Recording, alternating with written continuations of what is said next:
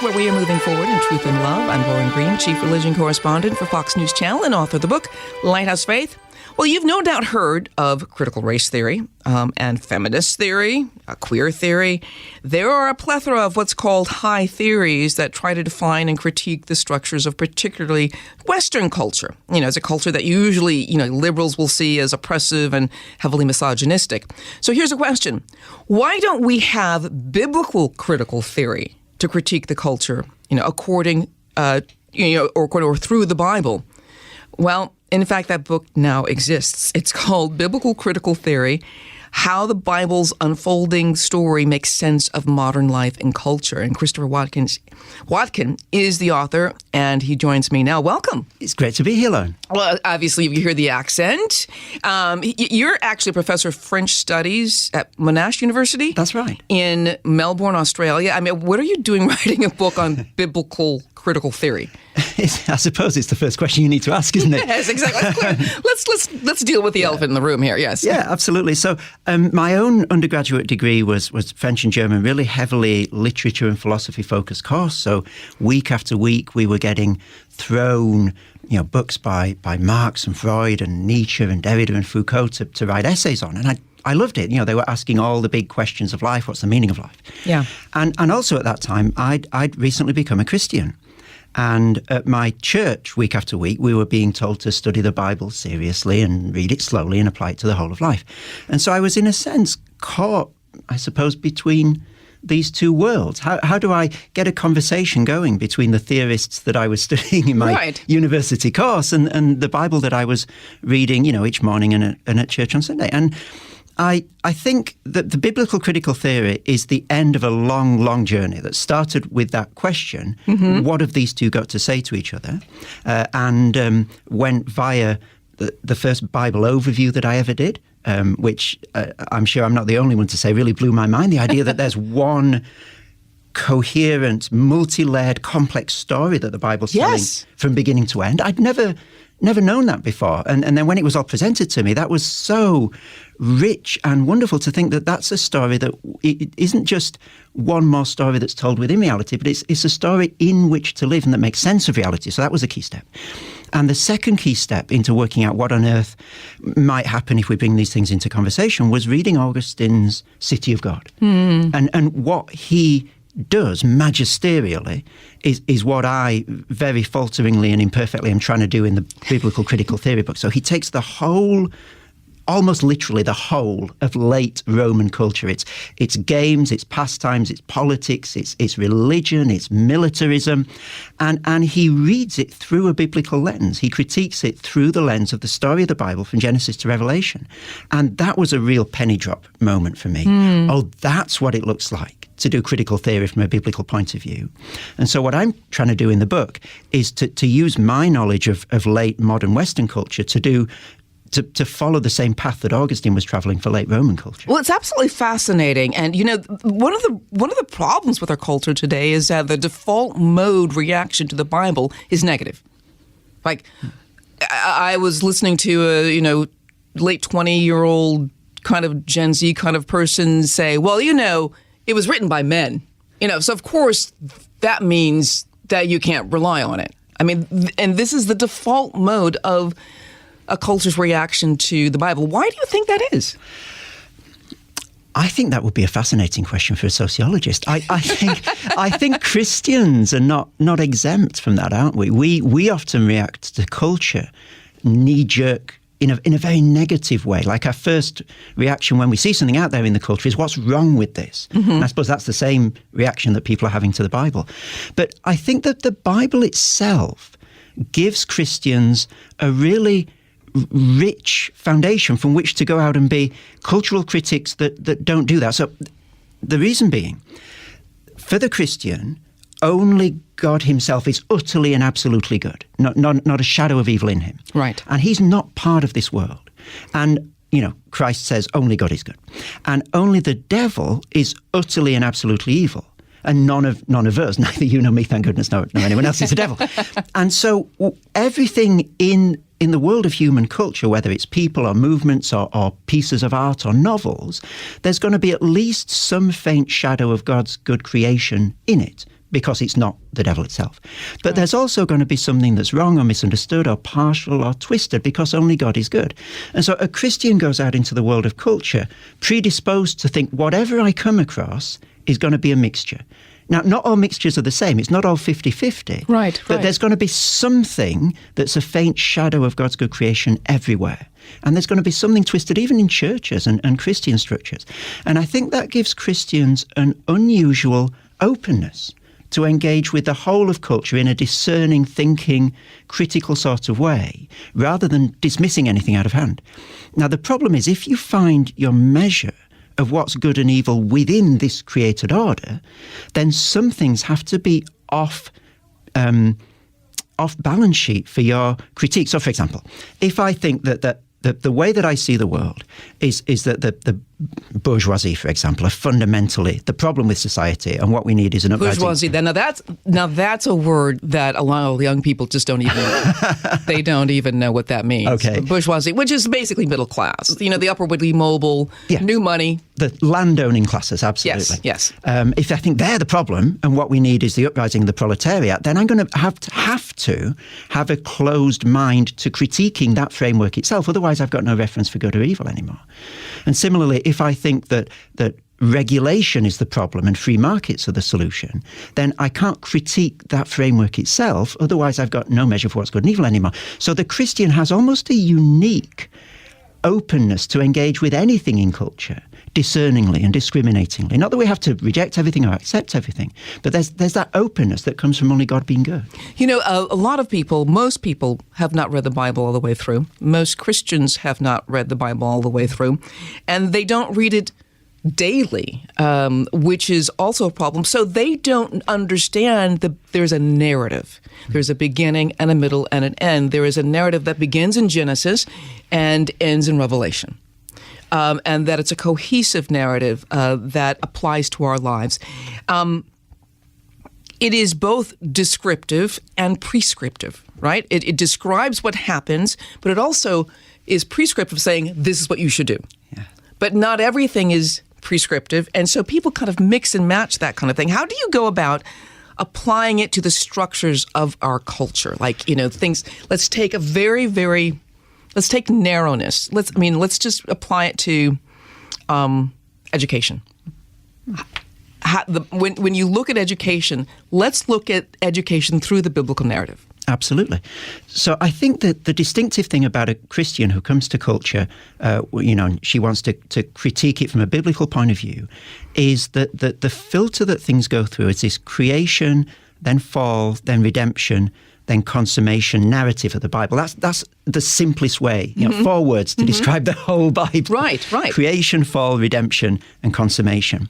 And so when you're looking at something like education, you think, how do all of these 4 moments of the narrative relate to it? So creation, we're created in the image of God. We're not information processing machines, and we're not profit-making machines either. There's an anthropology in being the image of God. There's a real dignity. Human beings matter. Right. And so right off the bat, you're looking for an education system that understands what human beings are and puts the dignity of human beings at the centre. They're not a means to an end beyond them. But then also, you're moving on to the fall. Human beings, without exception, including those devising the education system, right, are messed up. We don't understand things properly. We've got our own sinful desires that get in the way of everything. And so you're not, therefore, going to simply have an education system that the only thing that it does is try to free people to express whatever's inside themselves, because we know that that's mixed. There's some wonderful, beautiful, amazing, enriching thoughts inside myself, but there's also some pretty ugly stuff as well. And it's creation and fall working together that gives you that complex idea of the human being. So, it's neither an education system that's just going to terrorize us into being obedient, as if the only thing that ever happened was a fall, nor is it an education system that simply wants to get out of the way so that we can express whatever's inside us, because there's creation and fall. And then redemption, I think, adds on to education the glorious, wonderful truth that nobody is ever beyond being restored to Christ. And this, I think, is an incredibly scandalous truth today. We love creating monsters, don't we? Yes. And animals. Back in my parents' generation, it was probably Adolf Hitler, and it sort of moves on. Every generation has its monster. Everyone can be redeemed, but not them. And I think the idea that, Jesus says, whoever comes to me, I will never cast out. And there are no exceptions, there are no footnotes on that verse, makes the education system incredibly hopeful for everybody. Regardless of socioeconomic condition, regardless of whatever baggage people might bring into the education system, I think it provides a really robust and concrete hope, not a sort of pie in the sky, let's just cross our fingers and hope that we can make the best of this, but a real grounded sense that everybody can change without exception. And then consummation, I think, gives you hope for a final justice and a final joy at seeing God face to face. And so you put all of those together, and I think one conclusion is that it's not a one sentence education system. It's this biblical narrative draws out a complexity in education and in everything else that you run through those filters. So how are the other high theories that we're talking about, critical race theory and, queer theory and feminist theory, how are they not working in our behalf? Well, I think as well, on the principle that I enunciated in response to the last question, you'd want to say a little bit more than simply they're not working on our behalf. You'd expect, so you come to one of these theories, let's take the thought of Michel Foucault, who's someone that I know reasonably well. You would expect as a Christian to find in his thinking some things that are insightful about human nature and society and culture, and also some things that are misguided or that misunderstand human beings. And I think that's what we find. And so, Foucault, for example, I think quite helpfully points out the way in which relations of power are not everything that there is in the world, but they run through everything. They present themselves in all different sorts of contexts. And I think he sensitizes people to be on the lookout for those. Now, I think Christians would want to question his anthropology. I think, like most philosophers, his anthropology is just too simplistic. Like the biblical narrative gives you this rich, layered sense of humans as created in the image of God and fallen and can be redeemed in Christ, and then, finally to have an eternal destiny. And I think time and again, what different philosophies and critical theories in the world do is they take a little bit of that story and they get rid of the rest of it. They dismember it from its biblical context, and they make that little shard of the story into the whole truth. So for example, there are some theories that say human beings are simply fundamentally good, and it's society that messes us up. So society needs to get out of the way and just let us be ourselves. And that's sort of as if creation were the only chapter in the Bible way. Other theories, less so these days, but more so in the past, would say, human beings are just simply fundamentally recalcitrant and selfish and evil. And the only way to deal with them is to punish them and to frighten them into obedience. And again, that's taking a tiny bit of the Bible story, ripping it out of all context, ripping it out of the complementary truths that are in the Bible and pretending that it's the only truth about human beings. And so what I found is, as I've engaged with these different theories time and again, that the Bible always comes out richer and more complex and more nuanced than they are. Oh my goodness. This is really, you call this the so what of the Bible. I mean, it's like, okay, so I'd go to Bible study, or I, learn the Bible's 10 Commandments. I learn but this is the so what? So the Bible is rich. It's like an owner's manual. I think that's right. My own experience of growing up as a Christian was that I was trained quite well, not that I always took it on board, but the training was there in what the Bible said, what to believe. And I was trained quite well in why I ought to believe that, what the reasons were to justify those beliefs. I'm not sure that the training was quite so full in the so what question. So the Bible has this view of the world and of human beings and of life and, the universe and everything. What does that mean for culture? What does it mean for art? What does it mean for education? As you just asked me, what does it mean for society? And I guess that was where I was wanting the book to land, because I think that's one area where Christians in recent years perhaps haven't done quite as much thinking as we might have done. Yeah, I want to take a break right now on the Lighthouse Faith podcast. We'll be right back with Christopher Watkin talking about his book, Biblical Critical Theory. We'll be right back. From the Fox News Podcasts Network. I'm Ben Domenech, Fox News contributor and editor of the Transom.com daily newsletter, and I'm inviting you to join a conversation every week. It's the Ben Domenech Podcast. Subscribe and listen now by going to foxnewspodcasts.com. And we're now back with Christopher Watkin talking about biblical critical theory and applying it to our Western culture. You know, one of the things you talk about is this false cultural dichotomy that, stop me if I get this wrong, but this is that the culture, the secular culture, will use Christian values and understanding and justice, but never really give the value to Christianity. I mean, or explain to me this sort of false dichotomy.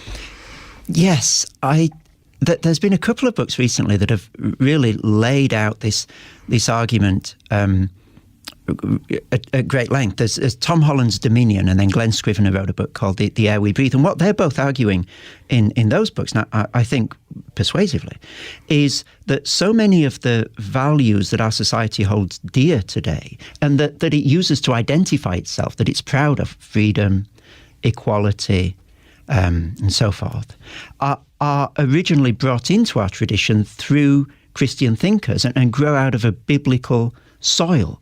If you think about the way in which today emancipation is such a powerful vector in society, how we want to be liberated from all sorts of different oppressions, often quite rightly so, that would have been a very, very odd thought in an ancient society such as Babylon.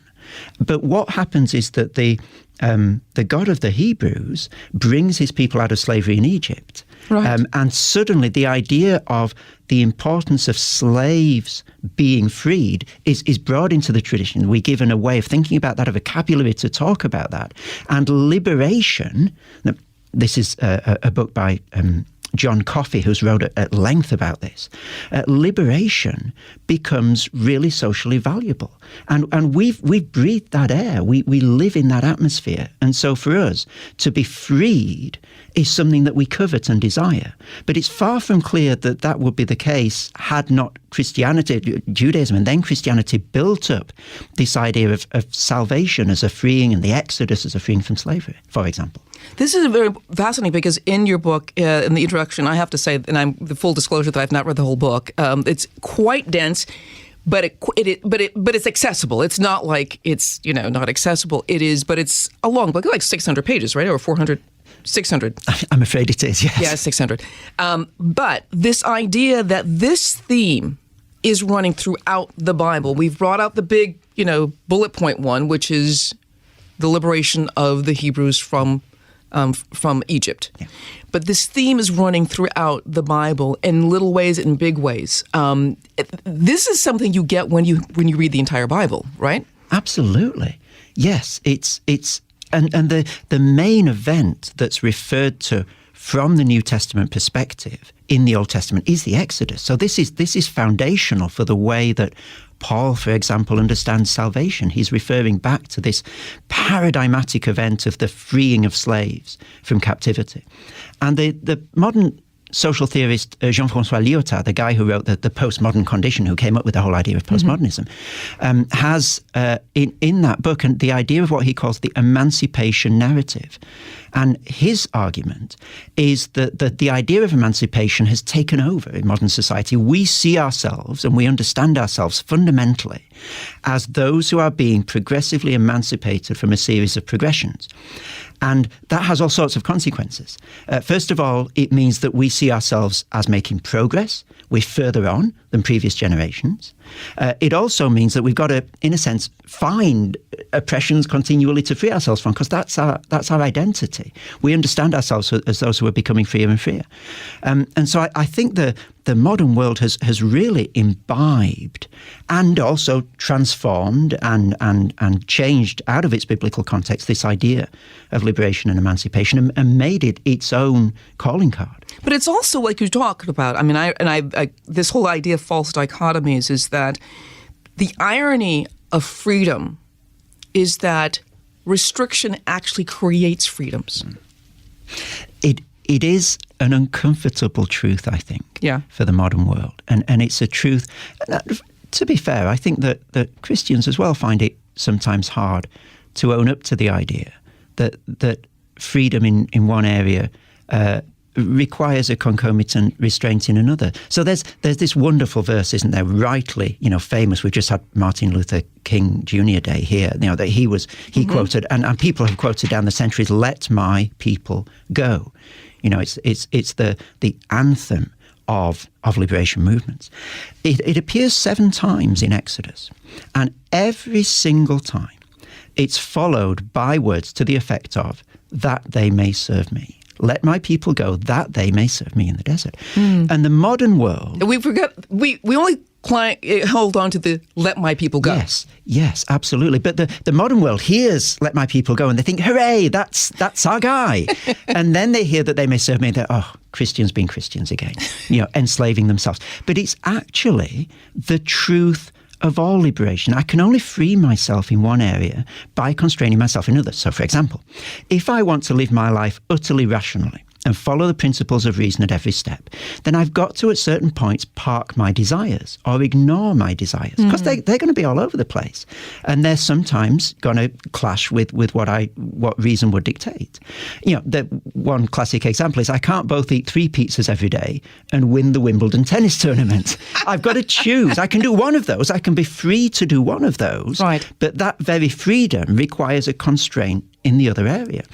And I think all of these freedoms come with constraints. So the question is not, do I want to be sort of free in some abstract sense, but which constraint is the wise one to choose? And I think that's the point at which Christians say, I want to choose to submit myself to a Christ who would love me enough to die for me. And who has proved through his faithfulness to his promises over the years that he has my best interests at heart. And I don't want to constrain myself to submit to a market or a logic of profit that doesn't love me, to an institution that doesn't love me or necessarily have my best interests at heart, or to any other of the sort of idols out there in society vying for our allegiance. Because I could try and submit to any of those and arrange my life around it. But I think there's a real pathos in doing that and a real tragedy to commit our lives and submit to one who doesn't love us. Yes. And at every stage of our lives, we have to submit to something. I mean, Tim Keller brings out that whole idea of restriction and freedom. He relates it to musicians, like world-class musicians who, practice 5 or 6 hours a day. They must restrict their socializing or their ability to be with other people because they must practice. But it frees them to play incredible music beautifully. Yeah. And that's really the analogy, is that we have this ability to sing beautifully or do anything beautifully. Yeah. But we must submit to something.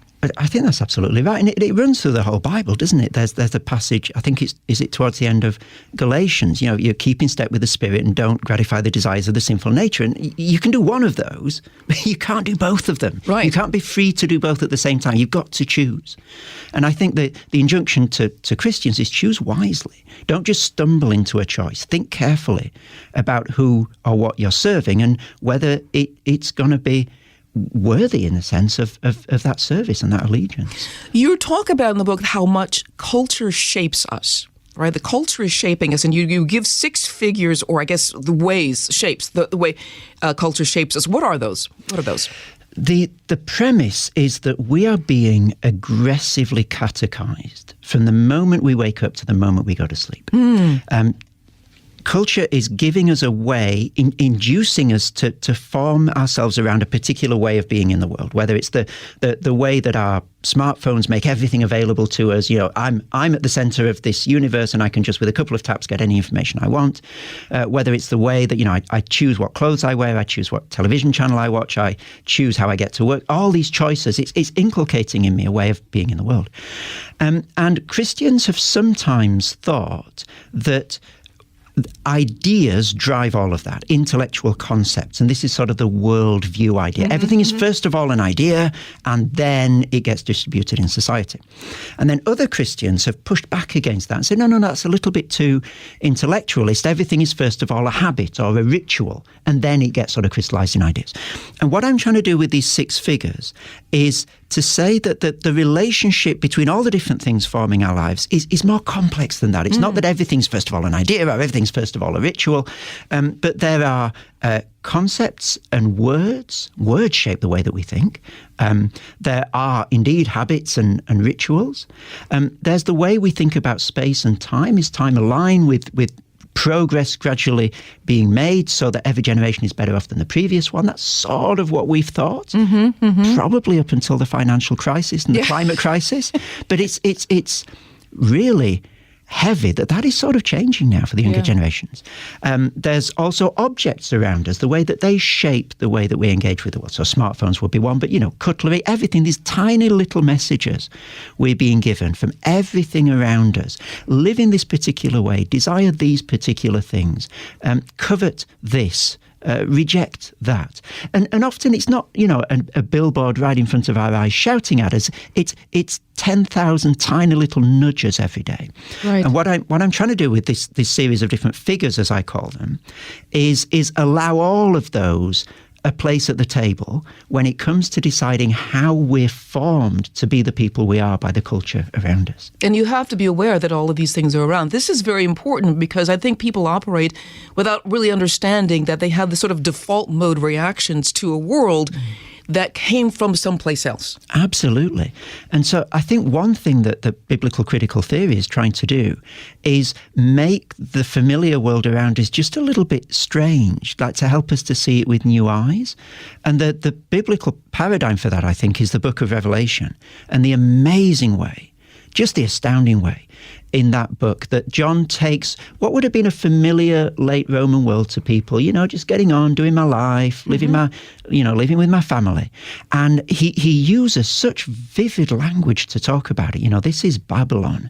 There is the beast and the whore and so forth. And it's really arresting. And I think one thing that he's trying to do there is wake people up to see, I suppose, the ugly underbelly of the everyday and the ordinary and the trivial. And I think that's a really important moment for Christians when we begin trying to pick apart what are the messages that society is giving me? What is the sort of person society wants me to grow up with? And how does that fit with a biblical view of who I am? Because society will never put it on paper for you. Right. It's never made explicit. It's always this sort of subliminal shaping and forming through all these tiny little messages in all these different ways that we receive each day. And if we're not aware of that, I think it's really hard to evaluate it and to decide whether we do want to be shaped in that way or not, because we don't realize that we are. The irony is people talk about Jesus being this really wonderful teacher of love, right? But he talked about hell and damnation probably more than anything else.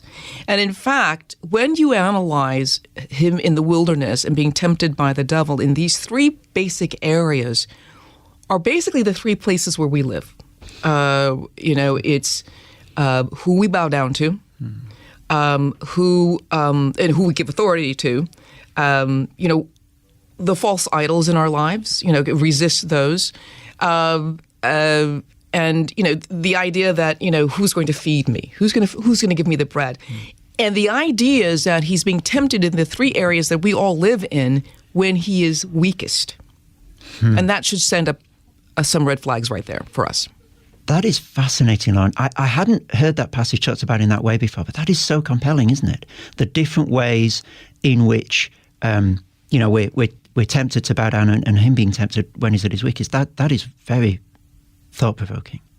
It is scary in the sense that if Jesus is going to be tempted like this. And the very thing is that I always tell people, it's like, you know what? The fact that you believe in God is not really the issue, because the devil believes in God. The devil knows that God exists. It's, are you bowing down to that God? Are you bowing down to Jesus? Jesus asks Peter that very pointed question, but who do you say that I am?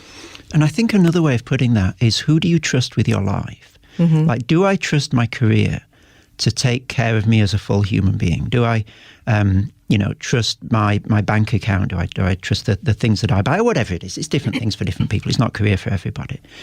And I think it's hard to come to any other conclusion as a Christian than I'm really quite foolish to trust anyone or anything with my life, apart from a God who made me, knows me, and is so committed to me.